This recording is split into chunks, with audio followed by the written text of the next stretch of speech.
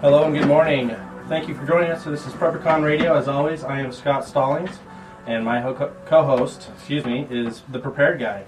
Shane, what do you got to say today? Good morning. Hey, I just wanted to mention that, did you notice the sign on the door of this wonderful establishment as you walked in? Absolutely. Guns are welcome. We are armed, we are trained, we know what we're doing. And that's the nice thing. Everybody here at the station does the same. They know what they're doing. And I think that's the most important thing when you think about gun ownership. Make sure you know what you're doing. Anything ownership, car ownership. Absolutely. Absolutely know what you're doing. But I was going to tell everybody to go check out our Facebook page and Prepared Guys Facebook page to check out that sign. So please do so. Check out preparedguy.com as well as preppercon.com. Fantastic. Today we've got a special guest. We've got g-michaelhopf online. He's actually one of the best-selling authors of post-apocalyptic series. I love this series. I'm going to bring him on the line. We'll introduce him and give him some time to talk. It's all about survival. It's kind of here's what happens in his fiction scenario. Here's what happens is there's an EMP. And then there's this massive chaos that ensues, which for anyone that's a prepper, that's kind of a fun topic to talk about. And anyone that loves fiction, there's a lot of conspiracies going on. There's a lot of controversies going on in his writing. And it's a lot of fun. I've gotten through quite a few of his books, but this is one of my favorite series, and he is one of my favorite authors. Let's bring him on the line. G-michaelhopf, are you on? I'm here. Awesome. Hey, thank you so much for being on air with us. I know it's a little early over where you are, but being a former Marine, I'm sure early is, 3 in the morning for you? Not anymore. I've kind of gotten away from that, but thanks for having me on, guys. I really appreciate it. Absolutely. Happy to have you on. I guess my first question for you is, when are you going to move away from California? Well, that is always the ultimate question. Fortunately, I have a second home that's up in the mountains, up in the northwest. Fantastic. So, yeah. So I lived in Idaho for almost 7 years, and when we left to move back to Southern California, that's where my wife's family is located. We've kept some roots up there, so that's never too far out of our minds and our hearts. So, how did you come up with your style of writing? How did you come up with the post-apocalyptic series? Well, personally, I've always been a fan. One, I'm a big fan of science fiction. Secondly, I've always been a really big fan of apocalyptic type fiction. I've always liked other writers and movies and whatnot that depict kind of a what-if scenario and how people deal with it and kind of the aftermath of that kind of an event. So it's always fascinated me, and I've always had an attraction for it. It was, as far as me creating the book series that I've got today, I was actually reading, it's kind of a modern classic now, it's 1 Second After, and I was into like the first 3 chapters of the book, and I was really engaged, and I was like, there was something that I found that was missing in it, though. Not taking away from that book by itself. It's an amazing book, and I encourage everyone to pick it up if they haven't. But I found something missing, and I was like, well, I can keep looking for a book that fits kind of what I'm looking for, or I can just go ahead and create it myself. And so I just set about doing that. That was back in 2012. And I'm guessing your primary goal is to, I guess, kind of show and help other people prepare. Yeah, and yes. And what's interesting is, most people that are prepared-minded individuals like we are, we kind of already know that these situations or these potential events could occur. So we're already making sure we have the resources and skill sets to make sure we can survive those sorts of things. What's been really powerful for me is having people pick up my book that really aren't. It's kind of in the back of their mind, when they read the scenario and the events kind of unfolding in the book and the situations that happen, it scares them to go out and start becoming more involved with preparing their family and themselves just in case something happens, which I think is really, really important for us as preppers and survivalists. We want as many people as possible to be ready. It kind of takes away from that quote-unquote zombie horde that's going to be kind of going over the landscape looking for food and water and whatnot. Absolutely. It's funny. As my day-to-day job, I'm a realtor, and I was working for this brokerage for a while, and it was a big office, and I'm no longer there, but it was funny how your books open up conversations on prepping for me all the time. people would see me carrying one of your books, and they're like, "What's that?" I'm like, "Oh, this just happens to be The Long Road."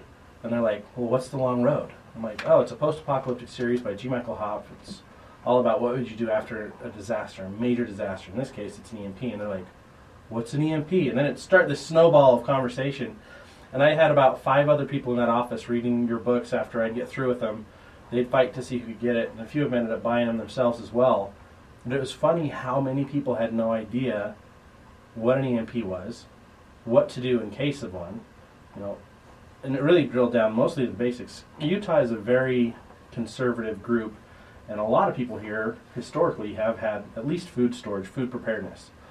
But the funny thing is how many of them had no tools, no skills, at least at this office. And now they're like, "Well, what do I need to do to get prepared? Can I just come to your house?" And I'm like, "No, you can't come to my house." I'm like, "No way." And of course, more But and I more can help people are them. moving in from out of state and not the typical Mormon culture.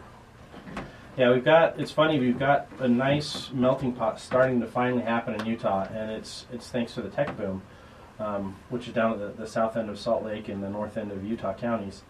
But a lot of people are still novices in prepping. So your book is fun. For me, it's really fun because I've been into this my whole life. And most of the novels I read have been somewhat instructional in one way or another.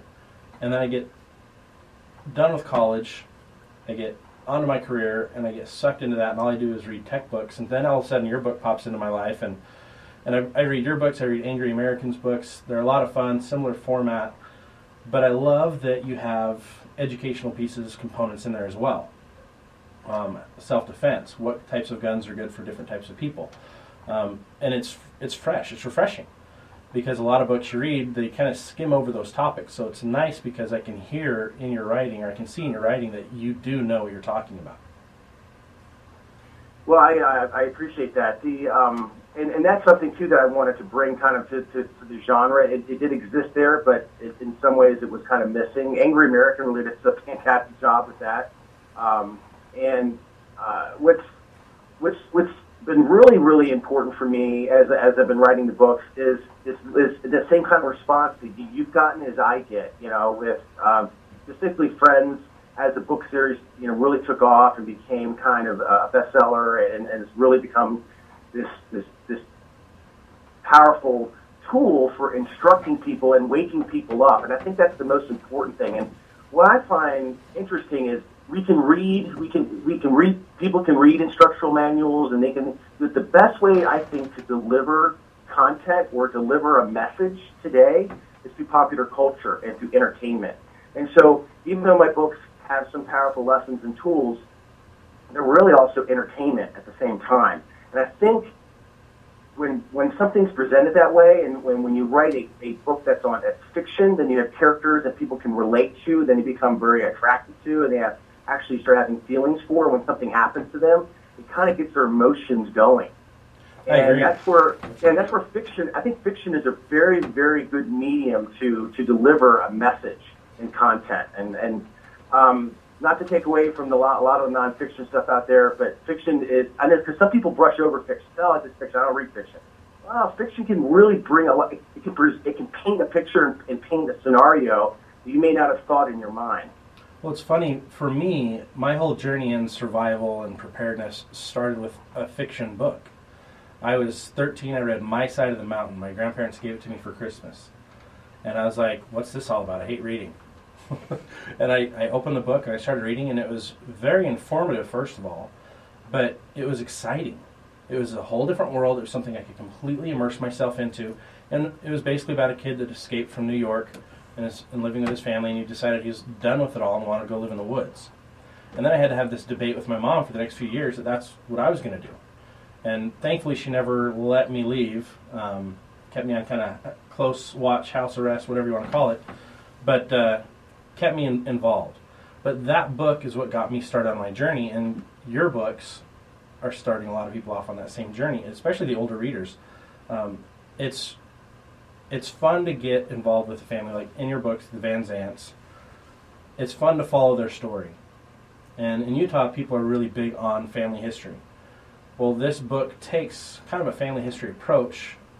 Not to be a spoiler, but it follows.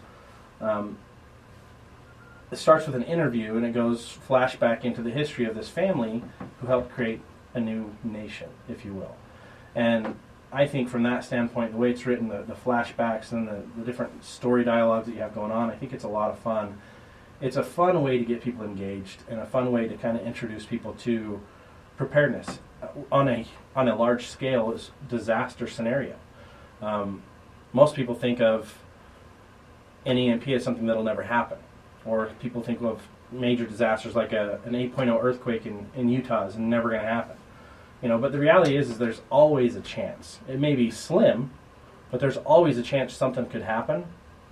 And this just shows you what your thoughts are on the matter, what your imagination can do for you to help people understand and how to educate themselves on what could be.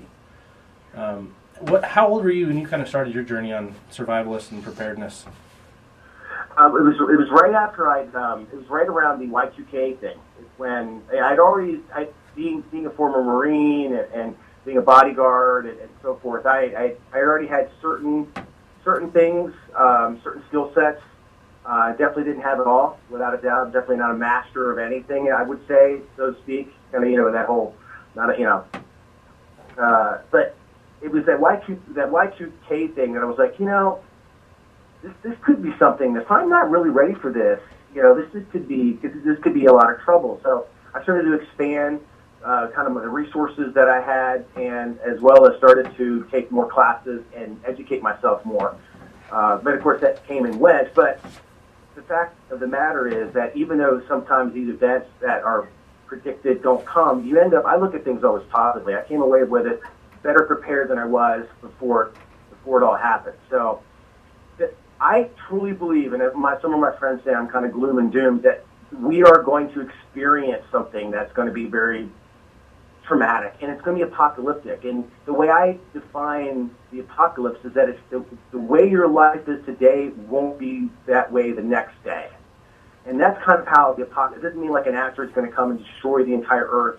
It's that your way of life is going to drastically shift and change, and you're going to have to be able to be adaptable and moldable and try to survive in a new environment. And I think it's coming. The end of the world as we know it. I truly, absolutely, 1,000,000% believe something's going to happen. I'm not saying it's going to be an EMP. For me, looking at it now, I think economically this thing is all going to unwind on us, personally. Absolutely. And if we're not ready, if people aren't ready, they're foolish. And I think a lot of people live in a normalcy bias. They look around. They're not students of history, and they think, oh, this is how it's going. This is how it's always been. This is how it's always going to be. And history proves that wrong 100% of the time. Absolutely. And the book that actually woke me up, I guess, or began my path was The Boxcar Children. I was very young when I read that. And there's a family that ended up living in a boxcar, had to change their complete way of life. And I think that's really what you're talking about, aren't you, Michael? Oh, absolutely. The thing is, like, if you look at this in recent history, look at certain, I'm talking just in the 20th century, look at World War II. World War II in itself was an apocalyptic event. We in the United States didn't necessarily kind of feel some of that pain. Yeah, the soldiers that were deployed did, and we had to deal with losses, and we were kind of cutting back on and rationing food and rationing items, things like that. But look at the people living in Europe. Look at the people living in the Far East. It was absolutely an apocalyptic event that's kind of portrayed in the books that a lot of other writers and I write. Absolutely. People were dying on a large scale. People were starving to death. They were being interned in camps. And this happened 70 years ago. Well, I'm going to have to cut you off right there. We're going to come right back with you. We've got to take a station break. You are listening to K-Talk Radio. That's AM 630. We're going to a short break. We're going to have G-Michael with us here for the rest of the hour. So if you have calls... 9210 South in Sandy is Utah's newest and largest indoor shooting range. The Armory features 18 climate-controlled lanes with state-of-the-art target carriers and air systems. The Armory has a vast selection of rental guns for use on the range, including machine guns. The Armory's facility and firearm experience the newest indoor shooting range in the state. Just off the freeway at 248 West 9210 South in Sandy. Online at armoryshootingrange.com or call 801-447-1900. 1789. The Armory Shooting Range, just off the freeway at 248 West 9210 South in Sandy. Is your furnace giving you trouble, or perhaps you didn't bother replacing that old AC unit this summer? CTR Heating and Air is the locally owned and operated HVAC company you can trust. Check them out on Angie's List. They're also Gephardt approved and have years of experience that will assure your home is the perfect temperature all year round. Turn to the experts. CTR Heating and Air is an authorized dealer for Carrier, the leading name in furnace and air conditioning systems. Yes, CTR Heating and Air offers the best price in quality furnace and AC equipment, but they also service most manufactured brands. And CTR will always provide you with a straightforward assessment of the service required to have your furnace or AC unit running smoothly and efficiently. Get ready for the cold weather. Take advantage of CTR's Early Bird Furnace Tune-Up Special for the low price of $39, or a complete furnace diagnostic for only $59, free with any repair. Call today, 801-999-4220. That's 801-999-4220. 801-999-4220. Or visit them online at ctrheatingandair.com. Remember when a small business needed a landline? Today, the world is your office with Grasshopper, the entrepreneur's phone system. On the road, at the beach, or at home, Grasshopper helps you grow your business with all the features of a business phone system and the freedom of a cell phone. Features include multiple extensions for your team, calls forwarded to your mobile phones, voicemails transcribed and emailed, and so much more. See how it works at grasshopper.com, the entrepreneur's phone system. Hello, this is Scott for Scots. Know what I see when I look inside a bag of Scott's Tough Builder grass seed? I see almost 150 years of grass seed knowledge and experience. I see the finest seed you can buy. I see you and your wee ones frolicking in a lush green grassitopia. And because Scott's backs their seed with a no-quibble guarantee, you'll see results of your money back. So what are you waiting for? Put down some Scott's Tough Builder grass seed this weekend. Seed your lawn. Seed it.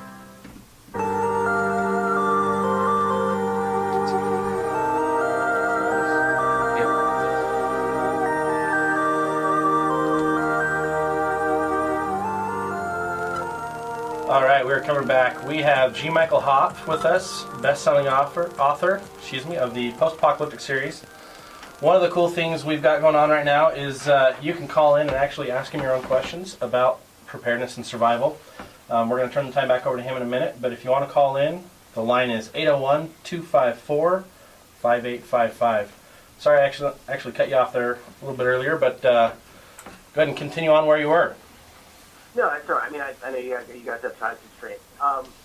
Something I wanted to bring up, and it's a point I always like to discuss when I'm talking to people or having an interview, is what it's never about what cost. It's never really about the event specifically, whether it's an EMP or nuclear blast or whatever that is. That could it's how people respond to it that brings us the collapse of anything. And again, it doesn't. You could just pick any kind of an event, and then how everyone deals with it. That's the reason things fall apart, and that's why things will fall apart. And that's why I think it's incumbent upon all of us to really try to educate and have outreach and try to. And that's why what your show does is great, and the PrepperCon, all that stuff is great. You want to have as many people prepared and ready to deal with an event, because it's just less people we're going to have to deal with that turn into marauders or turn into desperate people that are willing to kill and do anything they want in order to keep themselves or their families alive. And imagine if you had an EMP and everyone decided to work together. Well, guess what? You probably wouldn't have an apocalypse. People would just figure it out and work together and everyone live in harmony. But we know that's not how people are. Once people realize that the government is not going to come and help them, that the situation is overwhelming, they will be that this emotional stage of like shock turns to panic turns to chaos, and once chaos erupts, it spreads like a virus, like a pandemic, and then there's this massive bloodshed, and then it's on. The collapse has begun, and there's nothing that can be done about it. Yeah, and I think that's one of the reasons we really wanted to do this show, is that we need to get people to keep them from drinking the Kool-Aid and listen to the mainstream media and so forth. They're getting brainwashed, listening to propaganda, and I think that's one of the reasons, as you mentioned, is kind of holding the system together, is people they believe what they're hearing. I think more so is the issue is that people just aren't paying attention to what's really going on too. That's true. You know, the mainstream media is doing a great job of snowballing everybody and trying to make them think nothing's going on and that the big government can take care of them, can protect them. The reality is, even if you're just out camping, if you're out camping and something happens, you have a medical emergency, you've got 45 minutes to hours before medical assistance can get there. Now think about that in the terms of, okay, an EMP or major financial collapse, a disaster. Those same resources are now weeks away because there's not enough resources for everybody. And that's why self-reliance is so important. That's why we did PrepperCon the way we're doing it. You know, you wrote your books because it can help people, but you did it from a fiction or an entertainment side. We actually created the whole PrepperCon platform on that same format, that if we entertain people, we educate people, and then we outfit them with the right gear, they're going to be taken care of. They're going to have everything they need, primarily skill sets and mindsets above anything else, to be able to get through just about anything. Now, I can't guarantee you come to PrepperCon once and you're going to know everything you need to know, but it's a tipping off point, just like your books are. It's a tipping off point for people to get excited, for people to kind of geek out on this topic and really delve into what interests them the most or what they're most concerned about to make that concern go down. I mean, it's all about empowerment. And I think reading your books, it's fun for me because my wife, I mean, she laughs at me whenever a new book comes out that's one of yours. And she's like, oh, I'm not going to see you for the next 10 hours. And it's true. I mean, it's an escape. It's fun. I learned something, you know, but it's funny because I've actually bonded with your Van Zant family that every time somebody gets hurt or somebody dies, it's one of their friends, I actually mourn them just a little bit inside. I'm like, wait a minute, it's a character. It's okay. But the same thing happens when I watch a really good movie. You know, but how is that going to relate in a real life scenario? Yeah, we could lose family. We could lose friends. And we need to be as prepared as we can be for that. But more importantly, we need to be as prepared as we can so that that doesn't have to happen. Yeah, I absolutely agree. So, sorry to cut you off there. And I think reading books like yours allows us to go through the process, that thought process of, okay, what would I do in this situation if someone in my family died, if you were attacked or so forth. Yeah, you know, when you said two very important words, mindset and skill set, and I think those are the two most important things. Skill sets are critical because there's a chance you can lose all the stuff, all the little cachet and resources. You can lose all of it. You don't have the skill set to go out there with nothing and then scratch out an existence, and you're doomed. But then you have to have that backed up and reinforced with a mindset that you're never going to quit. You're not going to give up. And I think those are the two most important things. Now, for our listeners, what would you tell them? What piece of advice would you tell them as far as their preparedness? We've got a lot of really prepared listeners. What would you tell them? Where do they need to start? If they're novices, the newer listeners, where should they start in their preparation according to your philosophy? We kind of touched on it already. I think, one, they should just make sure deep down they have the mindset that they're willing to survive. They're willing to do what's necessary. Once they really look inside themselves and believe that's the case, then they need to start gathering, resources but most importantly, skill sets. Knowing how to build shelters, knowing how to procure water if you don't have it. Those things, because what that does on top of it, not just going out and buying freeze-dried food, which is good to have, but it takes a lot of water for that stuff. But the skill set gives more confidence than if you have a year's supply of food sitting in there. If you go out and you start learning skills, and it could be just the basic skills, you will start to build up a confidence in yourself that again that kind of just balances that mindset, that any doubt you might have had starts to dwindle, and then you feel you can tackle something, you can truly protect your family, you can be there. So go out, go to your show, go to other shows, go online, there's lots of great content, and start learning how to do stuff that is not in the modern age. Absolutely. It's funny because you bring up skill sets. Not everyone's going to have the same skill set. Not everyone's going to be 100% good to go on everything they need to know. And I think that's where community comes in and gets really involved and embedded in us. we have to develop a prepared community. You know, the more skill sets we can have over a more diverse population, the better we're going to be able to respond to any situation, whether it's catastrophic and it's the end of the world as we know it, or it's I lose my job. You know, you lose your income, what are you going to do to survive? You've got to be able to get a new job. You've got to find alternate solutions. And I think that's where the mindset comes in, is it's something we need to be honing every day, because we don't know what's coming our way. We all have theories, we all have ideas that could happen and hope don't happen, but the reality is something is coming, whether it's huge or little. Something's going to happen almost every day. Almost every week in your life, you're going to have a challenge. And it's the mindset of being able to overcome those challenges that's going to save you at the end of the day. And building a community that can help you, that's the ideal. I mean, I've got tons of friends that are into preparedness. Not all of them love fiction like I do, but they'll read journals and books and try to get themselves as diverse as possible, so that when something happens, they're not up the creek without a paddle. Yeah. You know, and it's fun. I read your books, and I'm gonna kind of circle back to this right now. But you know, for anyone that wants to read these books or learn more about you, can you give us the resources for those so that people can find you online? Yeah, just my website's g-michaelhopf, H-O-P-F, g-michaelhopf.com, and there you can check out my bio, check out some cool facts and factoids on EMPs, as well as see all the books that I've got that are out there. But you can find the books, the New World Series specifically, you can find them online on Amazon. You can go to any Barnes & Noble store.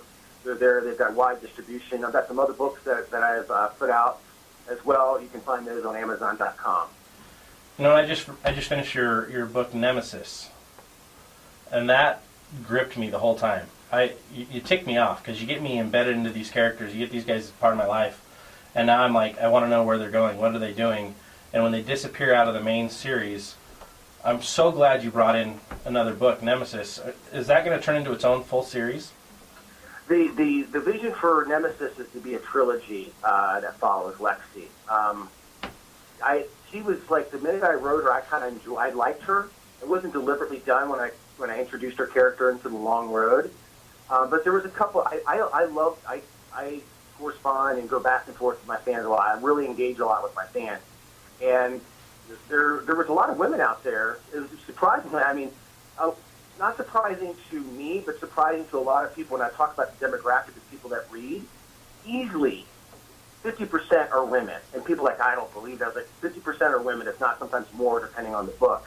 But there was a longing for a very strong female protagonist, and not that Samantha and the other characters don't fill that, but where she's single versus married and sometimes relying on a husband, but someone who's out there on her own who didn't start out prepared, but all of a sudden kind of was thrown kind of a trial under fire and was forced to like learn quickly. And kind of that's where she is, and she's all mindset. She will never quit, and she will do whatever she has to do in order to survive, as well as take out some of the bad guys that are out there going to exist on the landscape of an apocalyptic world. So she was a fan favorite character. People really enjoyed her, and so I decided to give her her own kind of series. Yeah, she's just a lot of fun. You can tell that she's been tough her whole life. You can tell as you read that she's got a survivor mindset. Whether it's the apocalypse or not, she's always going to fight to survive. But it's fun to see her growth as she pulls in new skill sets, starts, in my opinion, she kind of started to soften a little bit in this book, and you actually got to see a little bit of her past to make you really care about this individual. In the long road, you cared about her, but you're a little scared of her too. At least I was. Yeah, I was she's like, man, rough. Yeah, she's rough. She's foul-mouthed, and so it was funny when I first wrote it. My wife's reading. It's like, I don't know if I necessarily like her. She's got a potty mouth. And curses a lot. She's just kind of rough around the edges. It's not like downright sharp around the edges. And I was like, yeah, but and so a lot of fans gravitated to her. And then in Sanctuary, she really is hardcore. I was like, what would be great is to introduce her to people and see why she is that way. And then people, once you bring everything into context, it's like anything in life. When you meet somebody who's like, why is that person an a-hole? I don't know, what's the deal? But maybe if we sat back and really thought, well, maybe that person is because of their past. Maybe they've not been able to communicate or deal with something that's happened to them. We all have stories, all of us, that created us and molded us into the person that we are. So that's what Nemesis Inception does, is it gives you a full context of why, when we know her in the New World Series, why she ended up being that person and why she conducts herself that way. Absolutely. So callers, if you want to join in on the conversation, pretty simple, just dial in 801-254-5855. We have got g-michaelhopf on. He's the best-selling author of the the Post-Apocalyptic series, one of my favorite authors, and just a lot of fun, knowledgeable on preparedness, knowledgeable. I think the best thing is mindset. If you have questions for Michael, come online, give us a call. We're heading into a break in about 2 minutes, but we'll have another 15 minutes after the break with him. I just love prepping. I mean, personally, anything and everything around the world of prepping gets me excited. To have novels that go along with this mindset and this skill set and the things that I'm passionate about already, for me, it just kind of completes the circle.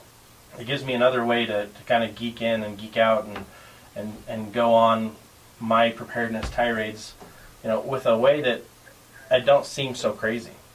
I've got a question for you before we get into the break here. A bit of a topic that I discuss online is what's the difference between looting and scrounging? And I know obviously in a post-apocalyptic world, that's going to be a big benefit to be able to loot. And I put loot, let me say it, rather loot than rather scrounging rather than looting. What's your take on that? What's your opinion? That's a great question. I've never been asked a question. That's a very good one. I have some of the characters go in and they go shopping, so to speak. Hey, let me put you on hold for just a minute. Because they're trying to do with what because they're trying to survive. I guess trying to look at it, that's a great question. I guess looking at it like in the modern world we're in today, if there's such a riot, you turn into a store and they just start stealing things like TVs and things that they don't really need, and where they can actually get somewhere else. That's definitely theft. That's looting. They don't have to do that. I guess in an apocalyptic world where the entire system and infrastructure is collapsed, and that store's really never going to reopen again. It's just kind of sitting there. And everyone's going to need resources, or everyone's going to eventually, then I can see where then it becomes more scrounging. It becomes more scavenging, because the owners of those stores probably never going to come back anyway, or those things that everyone's going to need anyway in that kind of an environment. I guess maybe that's the best way. It might be a very weak explanation, but I look at myself, and if I'd lost everything and we had whatever scenario, and then we're bugging out and something happened and there was a convenience store sitting there and it was abandoned and there was stuff in it, I'd take it. I would take stuff. No, I think it can definitely be hard to determine sometimes, and I really like your term shopping, but and especially in your book, I'm reading the end, and is it looting, or is it scrounging, or is it truly shopping? We got a caller. We got a caller online. Let's take her question before we go to break, and try to fill as much of that as we can. Caller, you're on the air. Hi, I caught your show this morning and found it rather interesting, and would like to make a comment rather than a question. Sure. There are several talk show hosts at this present time and for the past few months. Can I keep you on hold for just a second? We're hitting our hard break right now. All right, that's fine. Thank you.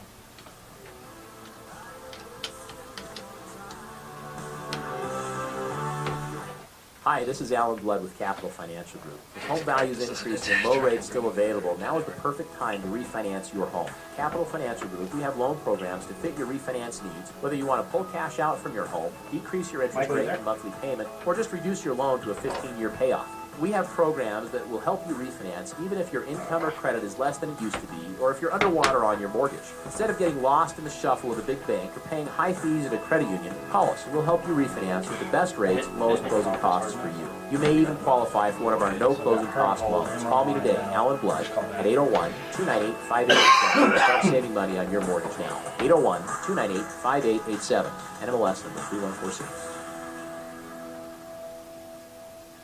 I'm smiling because I can enjoy my life again without worrying about the IRS or how I'm going to support my family. My friends told me about TaxDebtPros.com, a local Utah full-service tax resolution company. The professionals at TaxDebtPros.com did a free case analysis and explained everything to me clearly in a language I can understand. They got right to work, and now I'm paying a small portion of what I did before. The best part is I got my life and smile back.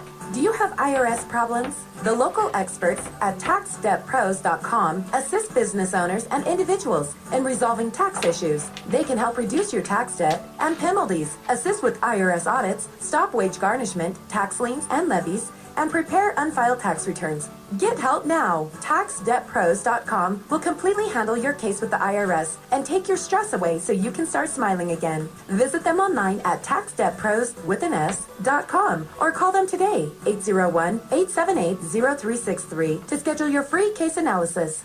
I recently met with a homeowner who was ready to retire but felt trapped in his job because his retirement funds had gone down substantially over the last few years, and he needed the income from his job to make payments on his home. Reviewing his options, he realized a reverse mortgage would pay off his Canyon term. Creek Assisted Living and Memory Care. Canyon Creek is co-sponsor of the K-Talk Seasoned Citizens Hour, now at 12:05 Saturday afternoon. This is Rich Dixon, host for the program, and we'll be telling you this week about active folks over age 55 who are still making things happen. Ideas about health, wealth, and wisdom, and news from Canyon Creek. They're at 7235 Union Park Avenue, described by its residents and their families in glowing terms. Quote, "I've never seen a speck of dust at Canyon Creek. It's close to popular stores and is immaculately clean. A real creek runs through the garden. Lots of fresh air. It's beautiful. They fulfill requests for certain food for my grandmother, and I'm so pleased." To reach Canyon Creek, call 801-568-9909. Arrange a tour of the Canyon Creek facilities and listen to their radio show now, Saturdays at 12:05.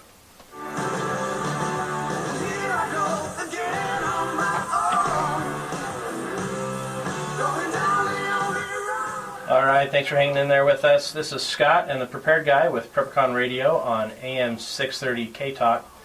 We have g-michaelhopf online, and we've actually got a caller. I'm going to try to bring them both on right now. I actually hung up on them before, so let's see if I can get this right this time. All right, caller, you are on the air. All right, that's me? Yeah, that's you. Sorry about that earlier. No, that's fine. I just wanted to add to what is being said.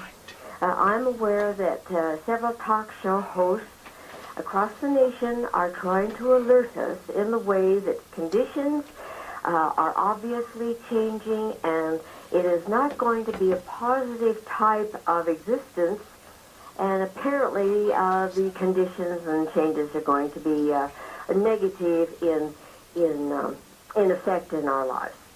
But what I wanted to go on and say is, over 30 years ago, I read a book, and the author was Parley P. Pratt. And at the time I was reading it, he was telling us that he had seen into the future. And what I'm getting to is, and I did end up believing him, what I'm getting to is he saw the factories across this nation not only diminishing, but they were no longer working. There were no people coming to work. There was no manufacturing being produced, no smoke coming out of the chimneys. And with that happening in our society, the channels of supplies, the supply lines were diminished to the point they were non-existent. So local areas, people who were able to fix things, people who were able to grow things, we all have talents and skills and abilities. And it was noted that that is the way we would be able to survive, is in local areas when we could interdepend on one another. Yeah, that's absolutely right. It comes down to communities, and whatever you want to call your community, that's what it comes down to, is all of us working together to prepare to recover from anything that could happen. I mean, I grew up in Idaho till I was about 7 years old, but right after I was born, there was a flood. The Teton Dams broke. And that was a huge disaster. I mean, it took out hundreds of homes, affected my family personally. Aunts and uncles had to be evacuated, and they've since rebuilt. But that community coming together is what saved those people. It wasn't. I understand that. Yeah, it wasn't anything else. It was the people coming together. So I appreciate that comment. That it really is. It's our skill set, our mindset, but our community that And willingness takes care of to us. help one another. Absolutely. So Hey. thank you for your information. Oh, you're welcome. Thanks for calling in. We appreciate you. You bet. All right, G-Michael, you still there? I'm here. Awesome. What do you think about that last caller? No, she's absolutely right. The second part of her comment, and what you said you said it earlier, and you just said it again. It is about community. It's about coming together, and that coming together goes back to the point I was making earlier. It doesn't really matter on the event. It really matters on how society and how your community reacts to the event that determines if you collapse or not. If you come together, if we all come together, there won't be. Yeah, we'll have hardship. We'll have to figure things out. Things won't be easy, but we won't have chaos and bloodshed and rioting and this complete complete collapse. But it's more than likely that's going to happen. We're just too big. It's almost like the bigger something is, the greater the chance that when something happens, and then it just all comes crumbling down. Absolutely. I think it speaks to the on-demand lifestyle that we're all, completely shrouded in. I mean, we're protected because we have this, false mindset that if I need anything, it's right around the corner. I can go to the grocery store and pick it up. And now there's grocery stores conveniently located every half mile from where I live. And for most people, that's true. Especially if you're in a city. If you want food, it's all on demand. You can just go, drive up, ask for it, you've got it in 5 minutes. Everything from videos to internet to cell phone communication, it's ridiculous. Everything is so on demand that we're losing skill sets. Exactly. Way too much technology, and actually too much technology actually handicaps us. Yeah, I would agree. Listen, I enjoy it. I enjoy the ease of living. I completely appreciate it. But at the same time, I'm not naive to think that this is always going to be this way. Yeah. And again, what I mentioned earlier, it's normalcy bias. It's hard to get people out of that thought. Either they just flat out just don't believe it'll happen, or they don't want to think about it because a life without the conveniences, a life where things are much more difficult, frightens them to the point they actually don't even want to think about it. They just want to hide their head and pray it never happens. Yeah, there's a lot of people that think that way and feel that way, and quite a few of my friends that have been that mindset are starting to wake up, as I like to call it, and start to take their own self seriously and think, okay, what am I going to do so that I'm not just stuck? That brings us to another caller. We got a caller on the next line. Hold on 1 second. We'll bring him in. Hello, caller. Yes, sir. Hey, welcome to the line. We got you on now. What can we do for you? All right. Well, that was quick. Hey, I like to do emergency preparedness stuff, and am a little bit of a leader in my area with a preparedness program that I'm trying to get people involved in my community. And Okay. I've been doing some Dutch oven cooking lately. And I'm realizing that if I run out of briquettes and lighter fluid, Dutch oven cooking is going to be a little more difficult, but I love doing it. It's stored very easily. You guys know some alternative fuel sources or, like systems you can put in place? Maybe you use wood to cook on instead, get the coals nice and hot on a wood fire. Does that work well with Dutch oven cooking as well? It can. You can obviously make your own charcoal, but also charcoal is very inexpensive and easy to store. You can store it for years and years as long as you keep it in a dry place. Also, propane stores very well for a long time. You don't really have to worry about shelf life. Addition to that, I go camping a lot, and we cook right over the fire. So cast iron skillets are great for that. Dutch oven, you do need that heat for a long period of time. So what we do is, if we're out of coals or at a location where we don't have coals, and we can light the wood, once it's nice and hot and red, and the flames have come down quite a bit, you just chop that up, break it up a little bit, and you can set your your Dutch oven right on top of it, move some coals to the top of your lid, and you're good to go. It doesn't cook quite exactly the same. I haven't quite mastered it, and that's why some of my food comes out a little bit burnt, but, you know, that just puts more hair on the chest, right? That's right.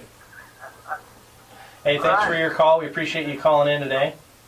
Thank you, too.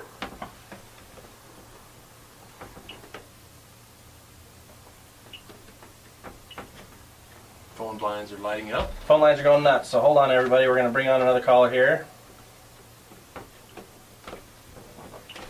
All right, you are on air with K-Talk. Hi, like you. Oh, we lost you. Hold on, let's try this again.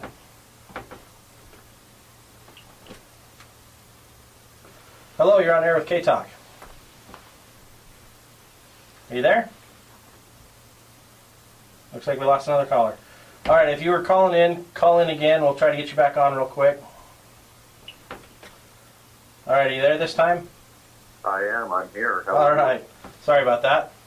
No worries. Are we on air right now? We are. All right, good enough.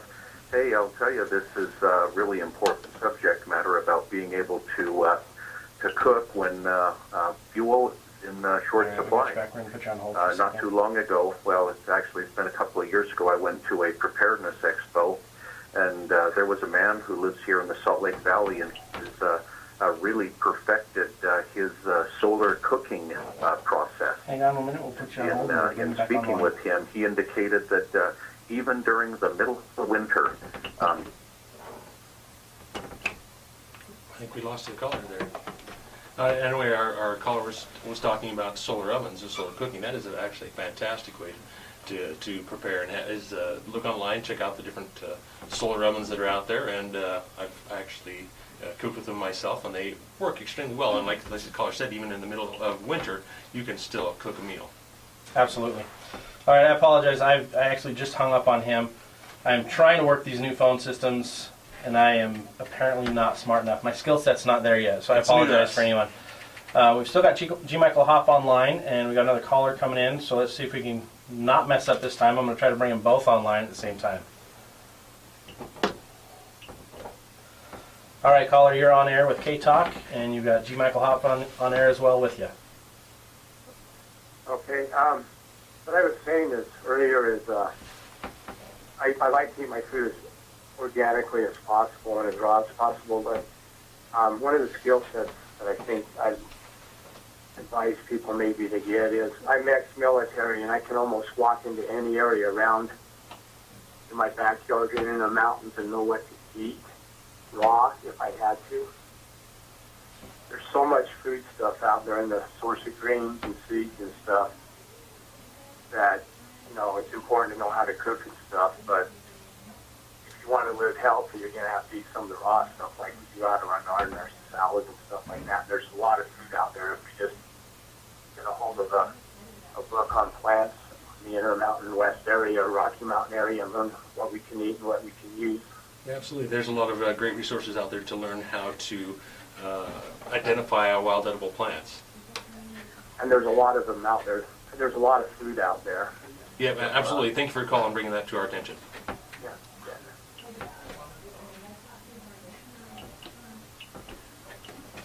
All right, we got another caller on the line. Hey there, don't know why I got cut off, but just one of those things. I was called a moment ago about the solar cooker. Thank you for calling back. I actually accidentally cut you off, so I apologize for that. No worries. Anyway, I was just telling you that I went to an expo, and the gentleman that was there, he lives here in the valley, and he indicated that he successfully cooks a pot of stew, he bakes bread, even during the cold of winter. He says it's just going to take longer. He'll start it out in the morning, but the stew may not be ready till late afternoon. And you have to make sure that you're able to be present to turn your solar box as the sun moves across the sky, where you're not going to get adequate cooking.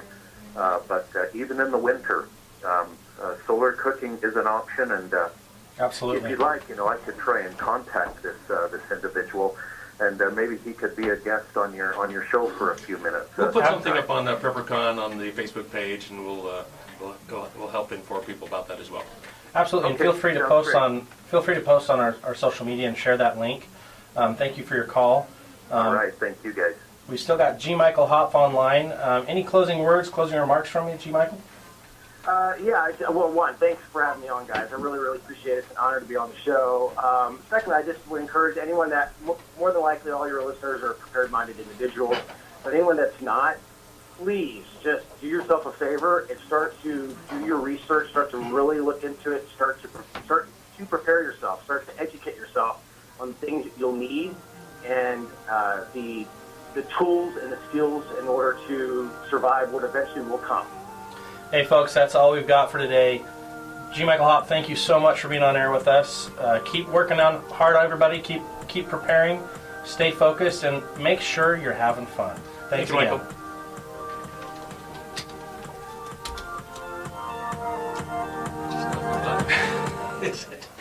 Right now at the Home Depot, get a 10-year sealed battery smoke and carbon monoxide alarm Hey, start thank at you just so much for being on here $24.97. today. So, let's worry less.